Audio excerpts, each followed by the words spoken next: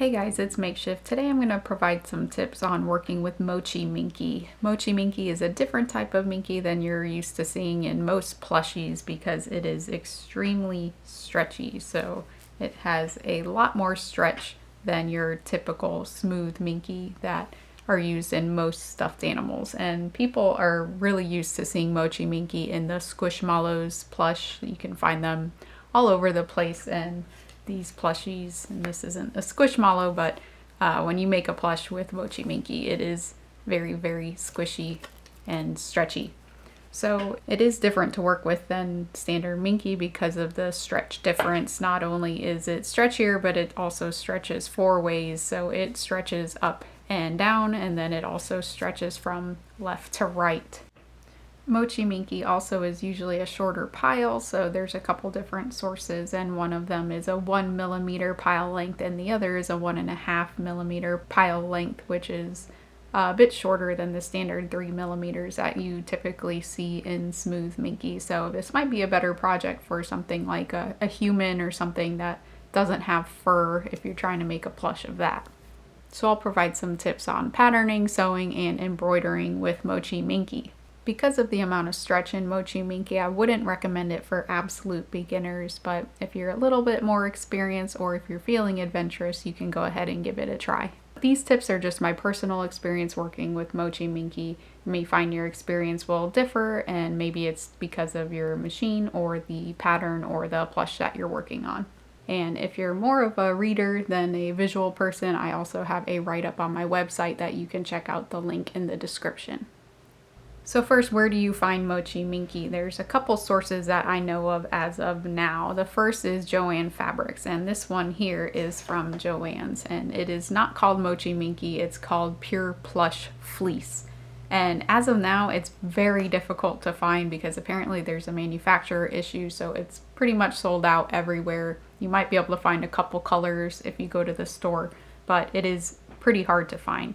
This one has a bit longer pile than the other brand that I know of, and it's also double-sided in a way. It's not the exact same texture on both sides, but the other side has a soft fur-like texture, so it's a bit more annoying to mark up because you have this fur texture on the other side. But it is high quality. JoAnn's Smooth Minky isn't the best quality, but I find that their Pure Plush Minky is pretty good. The nice thing about JoAnn's is that if you do find it, you can see it in person. You don't have to buy a full yard. You can buy smaller lengths. So there are some advantages if you can find it in person. The other place is Hopen Textiles, which is on AliExpress, and they are located in China. They carry a very large variety of different types of Minky and faux fur, and currently they're the most reliable source of Mochi Minky because they always have a good amount in stock and they have a lot more colors than JoAnn's. And if you go on their website, you'll see that there's only 25 colors to select from at the very top, but if you scroll down, you can see a swatch set of all the different colors they have, and you're actually able to select any of these colors. You just have to make a note in your purchase that says the actual color you want. Not only would I recommend making a note under the item itself when you check out, you can also follow up with a message to the seller saying that you would prefer a different color. At one point they did have swatch sets of their Mochi Minky, but I did ask recently and they don't have any to sell, so maybe in the future they would be able to provide the swatch sets, but for now you just have to go with what you see on the website. Hopen's Mochi Minky is 1mm and it is single-sided, unlike the JoAnn's, where it has the typical knit back that you're used to seeing on Minky. It is a bit thinner than the JoAnn's Mochi Minky, and it does tear pretty easily, so if you seam rip it, I find that it is extremely easy to just tear a hole in the Mochi Minky, and here's an example. I had to redo a foot on my plush, so I had to seam rip it, and you can see the little hole that came out of it when I had to do that. So it is unfortunate that it does rip, and honestly I find that's the case with all of their Minky, that it is a bit thinner and it does tend to tear a little bit more, so you have to be extra careful when sewing with it. But right now Hopen is my go-to for ordering Mochi Minky because of the availability and the amount of colors that they have.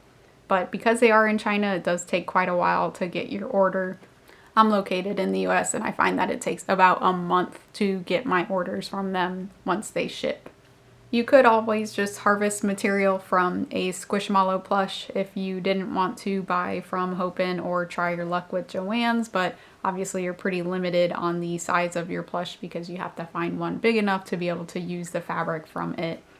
And I think eventually there will be more resellers of Mochi Minky on Etsy. There's only one that I know of and they're pretty limited on their stock, but you could look out there in the future as well. Because it stretches on both the horizontal and the vertical, it's going to behave differently than if you were using normal Minky or fleece. And because of this, your plushies are going to come out a bit chubbier than they usually would if you use the same pattern. So because of that, you tend to want to make your patterns a little bit thinner than they would typically be if you were patterning with a normal type of Minky. I also suggest using at least a 1/4 inch seam allowance on your pattern. Part of the appeal of Mochi Minky is that it has an extreme amount of stretch so that you can push and pull on the plush that you make. So if your seam allowance is too narrow, the seam is going to rip when you pull the plushie. If you need to trim your seam allowance, I recommend leaving at least 1/8 of an inch. And if you need to clip your curves, you need to try to avoid getting too close to the stitches. But I find that the fabric is so stretchy that I don't feel the need to clip my curves or to trim my seam allowance nearly as much as I do with normal Minky. When you trace your pattern onto your Mochi Minky, I recommend using a water or an air-soluble fabric marker to trace your pattern pieces onto the fabric. Because of the amount of stretch in the fabric, if you trace your sewing line instead of your seam allowance, your marker could show through the right side of the fabric. So if you have to do this, you should wash off your marks when you're done. And the difficulty here comes with dark fabrics, which typically don't show these air or water soluble markers. So you could try using a chalk or a white pencil, and if that doesn't work, then you can resort to a silver Sharpie, but then you would have to trace your seam allowance instead of your sewing line. And when you're about to cut out your pattern pieces, make sure you pin your fabric together if you're cutting out 2 pieces at once, because it can shift a lot because of the stretchiness of the fabric, and make sure you always use a nice sharp pair of scissors. When you sew Mochi Minky, because the fabric is so stretchy, you should use lots of pins. I found that even something that I typically wouldn't need a pin for on normal Minky, that I have to use a pin on Mochi Minky because it tends to shift around so much. Like always, make sure that you're using a needle made for stretchy fabrics when sewing Mochi Minky, just as you would with normal Minky. I've also tried using a jersey knit needle at one point on the Mochi Minky, and I find that it did not make a difference. Due to the stretch and the thickness of the Mochi Minky, I lengthened my straight stitch length to 3.5 millimeters instead of 2.5 millimeters. This helps avoid the fabric from bunching up while you sew it. I didn't find it necessary to adjust the tension, but your machine may be different and you may need to loosen the tension a little bit. The other surprising thing that I found was that it was actually better to sew without a walking foot. I found that no matter what length stitch, tension, or type of needle I used, that the fabric would continuously just bunch up behind my walking foot right behind the needle. Even when I lowered the pressure of my foot on my machine itself, it would still happen. But when I switched to a normal foot and kept the same longer stitch length, it was working just fine. Because of the amount of stretch in the Mochi Minky, it's important to keep your item pinned as you sew and remove your pins at the very last moment before you're about to sew over them. But if you're feeling a little naughty, you could just sew over your pins to avoid any potential shifting from removing them, or if you're like me and you're just too lazy to remove them. If you're going to do this, it's better to use silk pins, which are a little bit thinner and they have a less chance of breaking. I've still had my needle hit them, and the worst that's happened is just that the pin has bent so far. But I do hit them much less frequently than I would in the normal pins that you commonly find. But if you do choose to sew over your pins, please be very, very, very careful. And like I mentioned earlier, just try to be careful with sewing your seams correctly the first time, especially if you're working with Hopen Mochi Minky. I do find that it easily tears if you try to remove the stitches, especially around where you have to back stitch at the beginning and the end of your stitch. Plushies made from Mochi Minky are typically stuffed with a unique mochi stuffing, and it is much softer and wispier than the typical polyfill, which I have here. I mean, you can just visually see the difference between the mochi stuffing, which is so soft and almost cotton candy like compared to the polyfill, which just looks awful next to it. It clumps so easily, and it's just not nearly as soft to the touch. So I've really enjoyed working with this mochi stuffing. And it's not required to stuff any mochi plushie with the mochi filling. You could use polyfill, but you might not get that specific squishmallow feel when you push on your plush if you don't use the mochi filling. Because I find that it just doesn't clump as easily as polyfill does. When I've had to reuse the filling when I've been making a test plush, I found that I could just remove it and just give it a very light zhuzh, and it gives back fine just the way it used to be, whereas this polyfill, once you kind of clump it up, it has a very hard time getting back into its original form. So it is a much nicer stuffing than the typical polyfill. The problem is that it's hard to find, so Hopen does carry the Mochi Minky stuffing, which is another great reason to buy from Hopen Textiles. But Daiso also sells it, but I think they sell out quite frequently of the stuffing, so you might have a hard time finding it.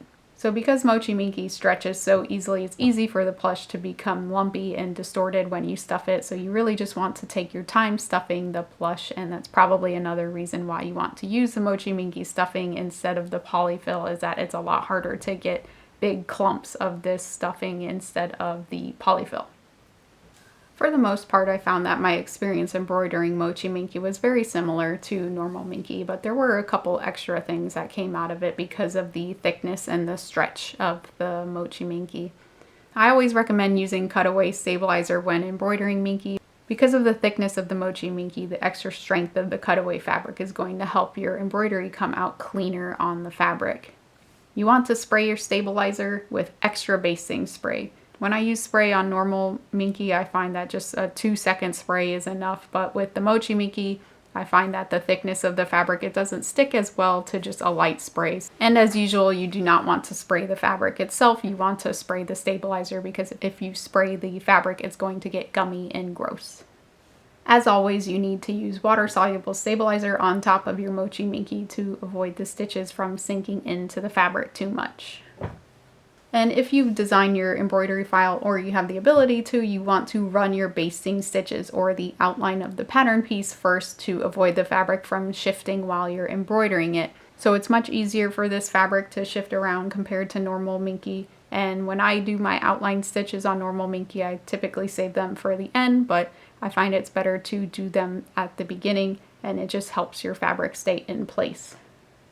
Make sure that you're doing an underlay object on your embroidery that encompasses the entire object that you're going to stitch out to avoid the fabric from further distorting your design. This is a fillet object without any cover stitches or the actual stitches that create the object itself, and it's just a zigzag pattern that is stitched out to keep the fabric in place. If you have embroidered, I just trace the overall shape of the object with the fill tool, and then I right click on the object, hit parameters, and uncheck the make cover stitches. And of course this should be stitch out first before doing any other stitches besides the basting stitch, because it's going to go underneath all of your objects. If you're doing any standalone column stitches or satin stitches, you're going to have to make them a little bit wider, because I find that the sink of the Mochi Minky just kind of sucks it in. So you can see these eyelids here. This is a satin stitch, believe it or not, but because the fabric is so thick, it just got sunk into the fabric and it didn't really show up as nicely as I would like. So you do need to widen the typical width you would have of a satin stitch because of the thickness of the fabric. You could also just double up on the amount of stabilizer that you use in these tight little stitches to help with it sinking into the fabric, and that might prevent you from having to widen the design. I'm still not a fan of heavyweight water-soluble stabilizer, as I find it very difficult to remove, and I found that it even changes the texture or the finish of the stitches when you have to wash it away with water. And so here's the project I've been working on with Mochi Minky. It's a K-pop style doll of Kasuga Ichiban from Yakuza Like a Dragon. And I use Mochi Minky because he's a human, so he doesn't need a fur-like texture. So the 1mm pile length of Mochi is a great plus for a human plush. And I've been wanting to work with Mochi Minky, so it seemed like a really good reason to do so. And obviously he's not really meant to be stretchy because he's just a human plush doll, but he does have some stretch to him, even though that's not really the point of this kind of plush. So I really enjoy working with Mochi Minky, and if you're a more experienced plush maker feeling adventurous, I highly recommend that you try it out. It was a lot of fun to design this plush and to work with it for the first time. So I hope you have fun if you decide to buy some to work with, and I hope you found this video helpful. Thanks for watching. See you next time.